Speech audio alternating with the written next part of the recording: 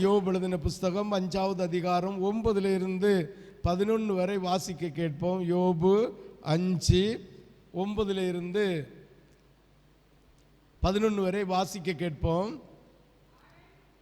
ஆராய்ந்து முடியாத பெரிய காரியங்களையும் எண்ணி முடியாத அதிசயங்களையும் அவர் செய்கிறார்.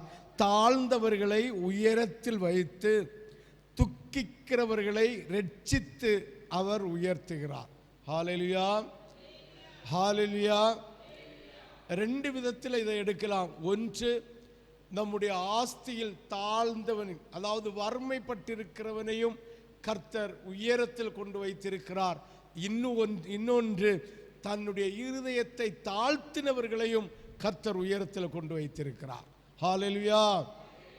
நிச்சயமாகவே கர்த்தர் இதை செய்வேன் என்று நமக்கு வாக்கு தருகிறார். விசுவாசிக்கிறவங்க ஒரு அல்லேலூயா சொல்லலாமே. அவர் தாழ்ந்தவர்களை உயரத்தில் வைத்து துக்கிக்கிறவர்களை ரட்சித்து உயர்த்த அவர் வல்லவராயிருக்கிறார். ஹல்லேலூயா. 11ஆம் வசனம், அவர் பூமியின் மேல் மழையை வர்ஷிக்க பண்ணி வெளி நிலங்களின் மேல் தண்ணீர்களை வருவிக்க அவர் வல்லவராயிருக்கிறார். ஹல்லேலூயா, ஹல்லேலூயா. இதையும் ரெண்டு விதத்தில் எடுக்கலாம். ஒன்று, உலகத்தில் வறுமையோடு இருக்கிற பிள்ளைகளுக்கு தேசத்தில் நன்மைகளை உண்டாக்கி அவர் நமக்கும் நன்மைகளை தர வல்லவராயிருக்கிறார்.